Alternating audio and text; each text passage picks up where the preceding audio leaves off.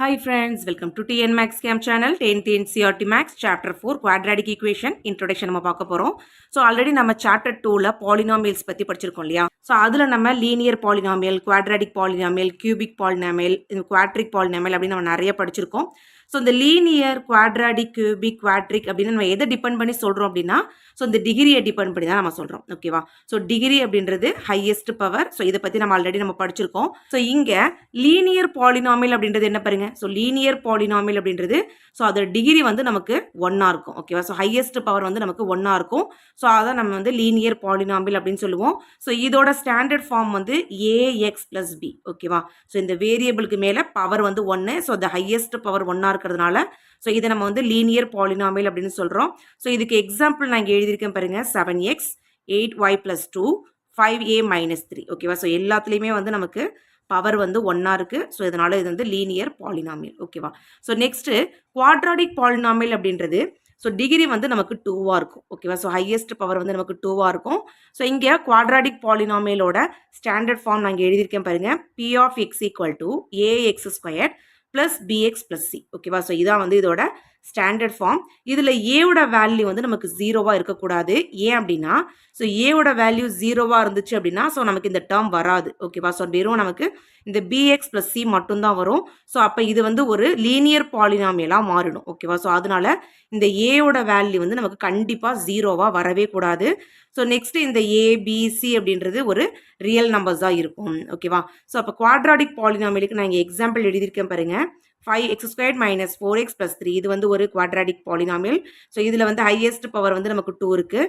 அதே மாதிரி x² minus 4 இதுவும் நமக்கு வந்து ஒரு குவாட்ராடிக் பாலினாமியல் தான். ஹையஸ்ட் பவர் வந்து நமக்கு 2 இருக்குது. So next 7x² plus 3x இதுவும் வந்து ஒரு குவாட்ராடிக் பாலினாமியல் தான்.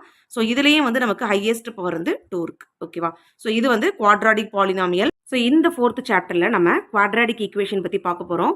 த quadratic equation is a polynomial equation in a single variable with degree 2 அப்படின்னு கொடுத்துருக்காங்களா? ஸோ இப்போ குவாட்ராடிக் பாலினாமியலோட ஸ்டாண்டர்ட் ஃபார்ம் என்னது?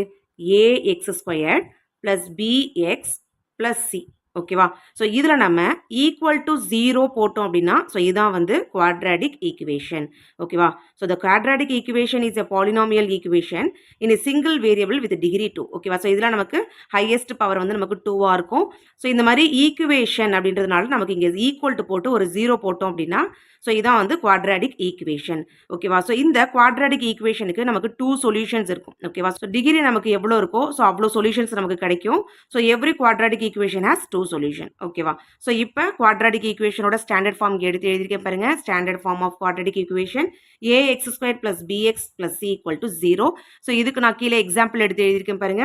2x² plus x minus 7 equal to 0வா? ஸோ இந்த ஈக்குவேஷனில் ஸோ ஏ வந்து 2, பி வந்து 1, எக்ஸுக்கு முன்னாடி எந்த கோஎஃபிஷியன்ட்டும் இல்லை. ஸோ அப்போ நம்ம 1ன்னு எடுத்துக்கணும். ஸோ அப்போ பி வந்து 1. ஓகேவா? ஸோ நெக்ஸ்ட் சி அப்படின்றது கான்ஸ்டன்ட் டேர்ம். ஸோ -7. ஓகேவா?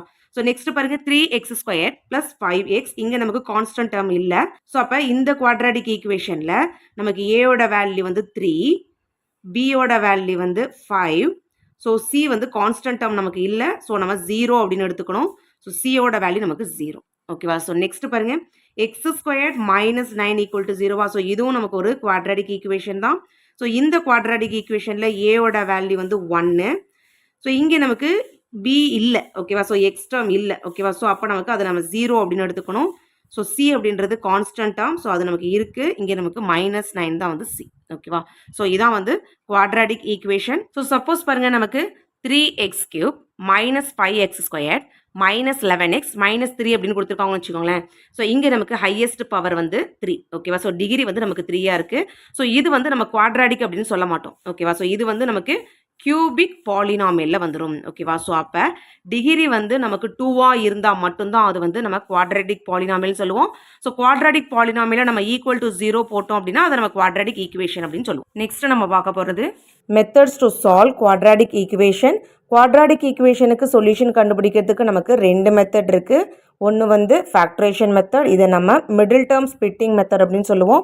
ஸோ இன்னொன்று வந்து குவாட்ராடிக் ஃபார்முலா. ஸோ இதுக்கு வந்து ஒரு ஃபார்முலா இருக்குது. ஸோ அந்த ஃபார்முலாவை யூஸ் பண்ணி இதுக்கு நம்ம சொல்யூஷன் கண்டுபிடிப்போம். ஓகேவா? ஸோ இந்த 2 மெத்தட்ஸை தான் இப்போ நம்ம பார்க்க போகிறோம். ஃபர்ஸ்ட் நம்ம பார்க்க போகிறது ஃபேக்டரேஷன் மெத்தட். நான் எக்ஸாம்பிளுக்கு இங்கே எழுதியிருக்கேன் பாருங்க. Find the roots of equation 2x squared minus 5x plus 3 equal to 0 by factoration method. ஓகேவா? ஸோ இந்த ஈக்குவேஷன்ல நமக்கு 3 terms இருக்கு. ஓகேவா? ஸோ 3 terms இருக்கா? ஸோ இதுல வந்து x squared ஓட கோஎஃபிஷியன்ட் வந்து 2. ஸோ இங்க வந்து இது வந்து மிடில் டேர்ம். ஸோ இதுல வந்து கான்ஸ்டன்ட் வந்து நமக்கு 3. ஓகேவா? ஸோ ஃபர்ஸ்ட் இந்த x squared ஓட கோஎஃபிஷியன்ட் 2வையும் அதே மாதிரி இந்த கான்ஸ்டன்ட் டேர்ம் வந்து 3ஐயும் நம்ம மல்டிப்ளை பண்ணணும். ஸோ மல்டிப்ளை பண்ணால் நமக்கு 6 வரும். ஓகேவா? ஸோ இந்த 6ஐ நம்ம 2ஆக ஸ்ப்ளிட் பண்ணணும். அப்படி ஸ்ப்ளிட் பண்ணோம் அப்படின்னா ஸோ ஆட் பண்ணும்போது நமக்கு மிடில் உள்ள இந்த -5 வரணும். ஸோ மல்டிப்ளை பண்ணால் நமக்கு மேலே உள்ள இந்த 6 வரணும். ஓகேவா? 6ஐ நம்ம எப்படிலாம் ஸ்ப்ளிட் பண்ணலாம் பாருங்க. 1 6 ஆர் 6 அப்படின்னு ஸ்ப்ளிட் பண்ணலாம். 2 3s ஆர் 6 அப்படின்னு செய்யலாம். ஓகேவா? ஸோ இப்போ நான் 1 6 ஆர் 6 அப்படின்னு எடுத்துக்கிட்டேன் அப்படின்னா 6லேருந்து 1 செப்பரேட் பண்ணால் எனக்கு வந்து 5 வரும். ஓகேவா? ஆனால் இங்கே நமக்கு ஏதாவது ஒரு நம்பருக்கு வந்து நம்ம மைனஸ் இல்லைனா ப்ளஸ் போடணும். ஓகேவா? ஸோ அப்போ ப்ளஸ் இன்ட்டு மைனஸ் நமக்கு இங்கே -6 கிடைக்கும். ஓகேவா? ஆனால் நமக்கு இங்கே +6 தான் இருக்குது. ஓகேவா? அப்போ நமக்கு -6 வரக்கூடாது. ஸோ தட் நான் வந்து 2 3s ஆர் 6 எடுத்துக்கிறேன். ஏன்னா 2வையும் 3யும் ஆட் பண்ணால் எனக்கு 5 வந்துடும். ஓகேவா? ஸோ இப்போ 2 3s ஆர் 6 எடுத்துக்கிறேன். ஸோ 2க்கும் மைனஸ் போட்டுக்கிறேன், 3க்கும் மைனஸ் போட்டுக்கிறேன். So minus minus same symbol. So add பண்ணால் எனக்கு -5 வந்துடும். So at the same time பாருங்கள், இதை மல்டிப்ளிகேஷன் பண்ணி பாருங்கள். 2 3s ஆர் 6 வந்துருமா? மைனஸ் மைனஸ் நமக்கு +6 கரெக்டாக வந்துடும். ஓகேவா? ஸோ இந்த மாதிரி மல்டிப்ளை பண்ணால் மேலே உள்ள இந்த ஆன்சர் வந்துடணும். ஸோ இது ரெண்டையும் ஆட் பண்ணால் நமக்கு இந்த மிடில் டேர்ம் வந்துடணும். அதாவது -5 அப்படின்ற இந்த மிடில் டேர்ம் நமக்கு வந்துடணும். ஸோ அந்த மாதிரி நம்ம இதை ஸ்ப்ளிட் பண்ணணும். ஓகேவா? ஸோ இப்போ இந்த ஃபர்ஸ்ட் டேர்ம் வந்து 2x² நமக்கு எந்த சேஞ்சஸும் இருக்காது. அதே மாதிரி இந்த லாஸ்ட் டேர்மில் 3 இந்த டேர்ம்லேயும் நமக்கு எந்த சேஞ்சஸ்லையும் இருக்காது. ஓகேவா? ஸோ இந்த நடுவில் இருக்கிற இந்த -5xக்கு பதிலாக நம்ம -2x -3x. ஓகேவா? ஸோ இப்போ இந்த நடுவில் இருக்கிற இந்த -5xக்கு பதிலாக நம்ம -2x -3x. ஓகேவா? ஸோ இந்த மாதிரி நம்ம ஸ்ப்ளிட் பண்ணி எழுதியிருக்கோம். ஸோ அதனால தான் இதுக்கு வந்து மிடில் டேர்ம் ஸ்ப்ளிட்டிங் மெத்தட் அப்படின்ற பேர். ஓகேவா? ஸோ இப்போ பாருங்க, ஸோ இந்த ஃபர்ஸ்ட் 2 டேர்ம் அதே மாதிரி இந்த லாஸ்ட் 2 டேர்ம் எடுத்து நம்ம காமன் ஃபேக்டர்ஸ் எடுத்து வெளில எழுத போகிறோம். ஸோ ஃபர்ஸ்ட் 2 டேர்மில் நமக்கு காமன் ஃபேக்டர்ஸ் வந்து 2x இருக்குது. ஸோ நான் 2x எடுத்து வெளில எழுதுறேன். ஸோ ரிமைனிங் வந்து எனக்கு x -1 இருக்குது. ஓகேவா? ஸோ நெக்ஸ்ட் பாருங்க, இந்த செகண்ட் 2 டேர்ம்லையும் நமக்கு 3 காமனாக இருக்குது. ஸோ நான் -3ஐ காமனாக வெளில எடுக்கிறேன். ஸோ -3 நான் காமனாக வெளில எடுத்துட்டேன் அப்படின்னா ரிமைனிங் வந்து எனக்கு x இருக்கும். ஸோ இங்கே நமக்கு ப்ளஸில் வந்து 2 மைனஸ் இருக்குமா? அதில் நமக்கு ஒரு மைனஸை வெளில எடுத்துட்டோம் அப்படின்னா ரிமைனிங் வந்து நமக்கு மைனஸ் தான் இருக்கும். ஓகேவா? ஸோ அப்போ -1. ஓகே, 3ஐயும் வெளில எடுத்துட்டோம். ஸோ தட் நமக்கு இங்கே 1 வரும் ஈக்குவல் டு 0. ஸோ நெக்ஸ்ட் பாருங்க, இங்கே நமக்கு x -1 காமனாக இருக்கா? ஸோ அது இப்போ 2x -1க்கு பதிலாக ஒரு x -1 நம்ம காமனாக வெளில எடுத்து எழுதலாம். ஸோ அப்போ x -1. ஸோ அப்போ 2x -3ஐ நம்ம இந்த மாதிரி 1ஆ எடுத்து எழுதிடணும் ஈக்குவல் டு 0. ஓகேவா? ஸோ இப்போ இந்த x -1 நம்ம ஈக்குவல் டு 0 பண்ணுறோம். அதே மாதிரி 2x -3 இதை நம்ம ஈக்குவல் டு 0க்கு செய்கிறோம். ஓகேவா? ஸோ இப்போ பாருங்க, எக்ஸோட வேல்யூ நமக்கு 1 வந்துடும். ஸோ இங்கே எக்ஸோட வேல்யூ வந்து நமக்கு -3 வந்து ரைட் ஹேண்ட் சைடு மூவ் பண்ணும்போது +3 வரும்.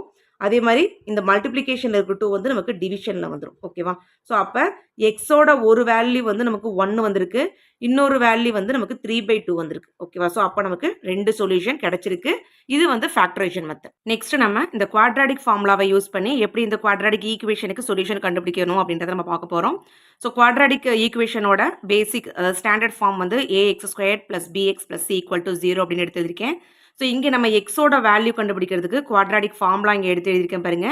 x = -b ± √b² - 4ac/2a. ஓகேவா? ஸோ இதான் வந்து குவாட்ராடிக் ஃபார்முலா. ஸோ இந்த ஃபார்முலாவை யூஸ் பண்ணி எப்படி வந்து சொல்யூஷன் கண்டுபிடிக்கிறது ஸோ அப்படின்றத நம்ம பார்க்க போகிறோம். ஸோ ஃபேக்டரைசேஷன் மெத்தடுக்கு எக்ஸாம்பிளுக்கு எடுத்துக்கிட்ட சேம் அதே ஈக்குவேஷன் தான் எடுத்து எழுதியிருக்கேன். 2x² - 5x + 3 = 0. ஸோ இதில் வந்து a வந்து நமக்கு 2, அது x² கோஎஃபிஷியன்ட். ஸோ b வந்து எக்ஸோட கோஎஃபிஷியன்ட், அது -5. c அப்படின்றது நம்ம கான்ஸ்டன்ட் டேர்ம், நான் 3 எடுத்து எழுதியிருக்கேன். ஸோ நெக்ஸ்ட் இந்த குவாட்ராடிக் ஃபார்முலாவையும் எடுத்து எழுதியிருக்கேன். x = -b ± √b² - 4ac/2a. ஓகேவா? ஸோ இந்த ஃபார்முலாவில் அப்படியே நம்ம இந்த abcயோட வேல்யூவை சப்ஸ்டியூட் பண்ணணும். ஸோ அப்போ x = ஃபார்முலாவில் இருக்கிற மைனஸ், ஸோ bக்கு ஒரு -5, நெக்ஸ்ட் ± √b² அப்படின்னா -5² மைனஸ் ஃபார்முலாவில் இருக்கிற -4, ஏக்கு பதிலாக 2, சிக்கு பதிலாக 3. ஓகேவா? ஸோ கீழே டினாமினேட்டரில் 2a இருக்கா. ஸோ அப்போ 2 இன்டூ ஏக்கு பதிலாக ஒரு 2. ஓகேவா. ஸோ நெக்ஸ்ட் பாருங்க எக்ஸ் ஈக்குவல் டு மைனஸும் மைனஸும் நமக்கு +5 வந்துடும். So plus R minus root of so -5 the whole square அப்படின்னா -5 நம்ம 2 டைம்ஸ் போட்டு மல்டிப்ளை பண்ணணும். ஓகேவா. ஸோ மல்டிப்ளை பண்ணால் 5 5 தான் நமக்கு 25 வரும். மைனஸ் நமக்கு ப்ளஸ் வந்துடும். ஓகேவா. ஸோ அப்போ நமக்கு இது 25 அப்படின்னு கிடைக்கும். ஸோ நடுவில் இருக்கிற இந்த மைனஸ் எடுத்து எழுதுகிறோம். So next 4 2s are 8 8 3s தான் நமக்கு 24 வரும். ஸோ கீழே டினாமினேட்டரில் 2 2s are நமக்கு 4 வந்துடும். ஓகேவா. So next x equal to 5 plus R minus √1 அப்படின்னு கிடைக்கும். ஸோ கீழே நமக்கு டினாமினேட்டரில் 4 இருக்கும். ஸோ இப்போ √1 அப்படின்னா ஸோ 1 நம்ம 1 இன்ட்டு 1 அப்படின்னு எழுதலாம். ஓகேவா. ஸோ அப்போ இதை ரூட்லேருந்து வெளில எடுக்கிறதுக்கு 1 அப்படின்னே போட்டுடலாம். ஓகேவா. ஸோ அப்போ √1 வேல்யூ வந்து நமக்கு 1 அப்படின்னே கிடைக்கும். ஸோ நெக்ஸ்ட் ஸ்டெப்பில் பாருங்கள் இப்போ x equal to 5 plus R minus 1/4ன்னு கிடைக்குதா. ஸோ இங்கே ப்ளஸ் ஆர் மைனஸ் அப்படின்னா ஸோ இதை நம்ம எப்படி எழுதலாம் அப்படின்னா எக்ஸ் ஈக்குவல் டு 5 + 1/4. ஓகேவா. ஸோ ஒரு வாட்டி எழுதும்போது ப்ளஸ் போட்டு எழுதணும். ஸோ இன்னொரு வாட்டி எழுதும்போது எக்ஸ் ஈக்குவல் டு 5 - 1/4 இந்த மாதிரி நம்ம எழுதணும். ஓகேவா. ஸோ நெக்ஸ்ட் பாருங்க எக்ஸ் ஈக்குவல் டு 5 + 1 நமக்கு 6 கிடைக்கும். கீழே டினாமினேட்டர் நமக்கு 4.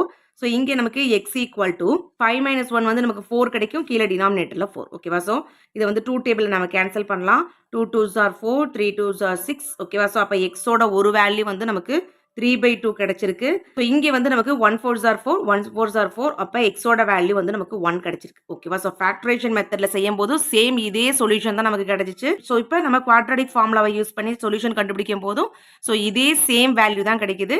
ஸோ இதை ஆன்சர். நெக்ஸ்ட் நம்ம பார்க்க போகிறது nature of roots. So already நம்ம இப்போ தான் குவாட்ராடிக் ஃபார்முலா பார்த்தோம்.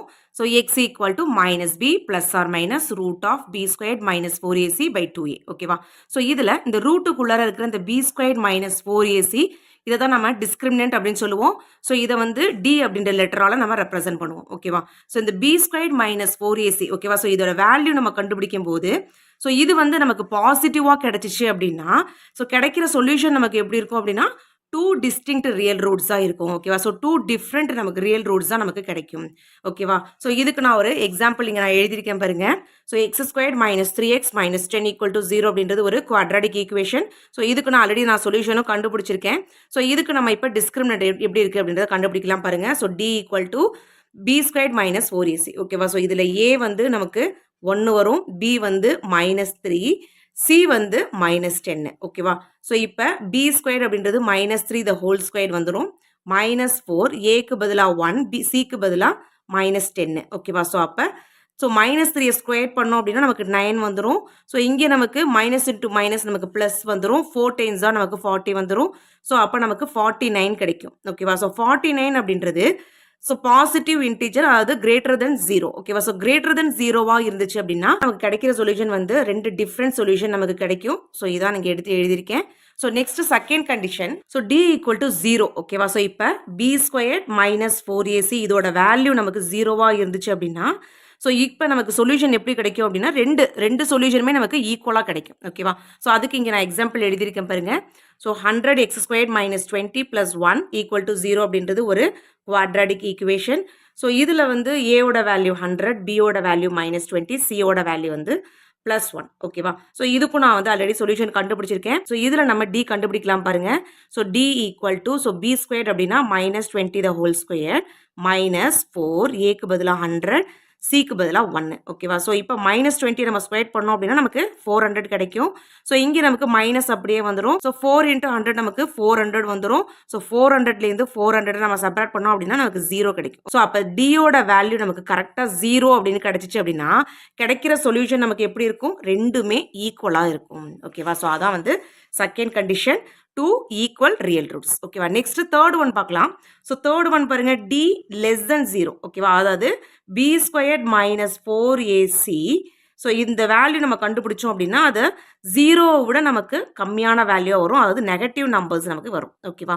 ஸோ இந்த மாதிரி வந்துச்சு அப்படின்னா நம்மளோட சொல்யூஷன் எப்படி இருக்கும் அப்படின்னா நோ ரியல் ரூட்ஸாக இருக்கும். ஓகேவா. ஸோ அதாவது ஒரு இமேஜினரி ரூட்ஸாக நமக்கு கிடைக்கும். ஸோ இந்த இமேஜினரி ரூட்ஸ் பற்றி நம்ம 11th ஸ்டாண்டர்டில் படிக்கலாம்.